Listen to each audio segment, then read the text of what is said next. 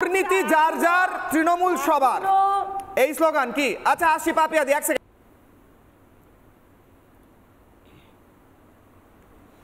আচ্ছা, এদের একটা অদ্ভুত ব্যাপার, যখনই আমাদের বঙ্গের দিকে কখনো আঙুল ওঠে তখনই হয় মণিপুর, নইলে বম্বে, নইলে অন্য কিছু, অন্য ইন্ডাস্ট্রি আছে। আমাদেরটা এখনো ইন্ডাস্ট্রি হয়নি।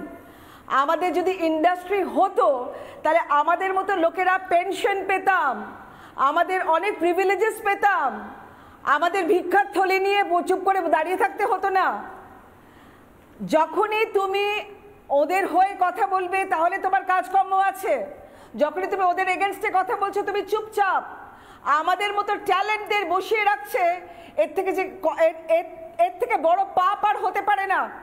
পাপী প্রশাসন, পাপী সরকারকে আমি রীতিমতো কন্ডেম করছি যে আমাদের আর্টিস্টদের, আমাদের শিল্পীদের তাদের হয়ে কাজ করানোর জন্য তাদেরকে এই স্ক্যামগুলো আপনারা করাচ্ছেন।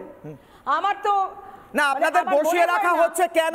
পাপিয়া অধিকারী, আপনি বলছেন বসিয়ে রাখা হচ্ছে কিছু লোককে সিলেক্টেড, মানে যারা দুর্নীতি করে না তাদেরকে বসিয়ে রাখা হচ্ছে নাকি? যারা দুর্নীতি করে তাদেরকে তোল্লাই দেওয়া হচ্ছে, এরকম বলছেন কি আপনি? আমি প্রশ্ন করছি আপনাকে। না, যা ওদের হয়ে কথা না বললে, ওদের ফেভারে কথা না বললে, ওদের মতো না থাকলে তাহলে তুমি আউট, আর তুমি গোল্লায় যাও। আর যদি আমাদের সাথে থাকো, আমাদের মতো কথা বলো, তাহলে তোমার প্রচুর কাজ আছে।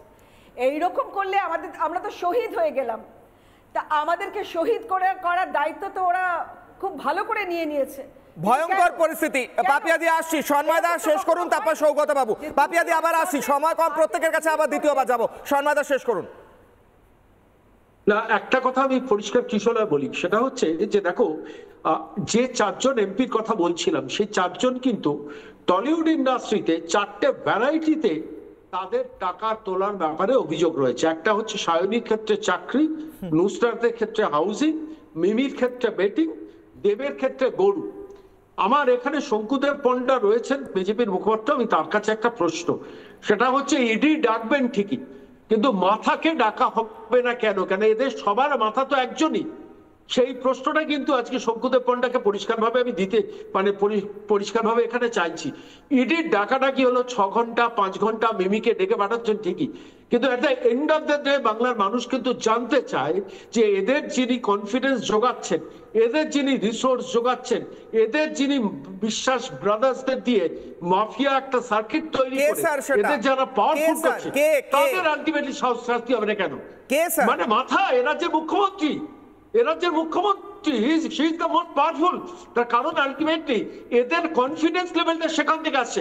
আমি যদি কোনো একটা অপরাধ করি, আমার যদি অপরাধের একটা রিসোর্স থাকে, ইডির দায়িত্ব, তদন্তকারী এজেন্সির দায়িত্ব হচ্ছে তাকেও ডেকে পাঠানো, তাকেও পুরো ব্যাপারটা টেনে নিয়ে আসা এবং প্রত্যেকটা তদন্তের একটা শেষ দিকে নিয়ে আসা। সায়নীর ব্যাপারটা আলটিমেটলি কি হলো, দেবের ব্যাপারটা কি হলো, নুসরাতের ব্যাপারটা কি হলো, কিছুদিন ডাকাডাকি হচ্ছে, আলটিমেটলি দিনের শেষে দেখা যাচ্ছে যে তারা আবার ফ্রি ঘোরাঘুরি করছে। মিমি চক্রবর্তী, অঙ্কুশ হাজরার ক্ষেত্রে যেন দিনের শেষে at the end of the day আমরা দেখতে পাই একটা কনক্লুসিভ ডিসিশন অন্তত তদন্তকারী এজেন্সিরা নিয়েছে। আমি কিশোরা একটা কথা বলে শেষ করব, সেটা হচ্ছে 7 জন আইপিএস অফিসারকে কয়লা পাচার কাণ্ডে ইডির প্রবর্তন ভবনে ডেকে পাঠানো হয়েছিল। কি হলো তার রেজাল্ট?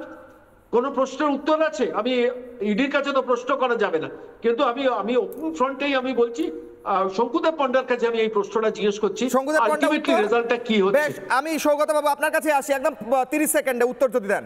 প্রথম কথা হচ্ছে I am not representing enforcement directorate. আমিও চাই এবং যে বাংলার সমস্ত মানুষই চান তদন্ত দ্রুততার সাথে শেষ হোক এবং মাথা পর্যন্ত পৌঁছতে হবে।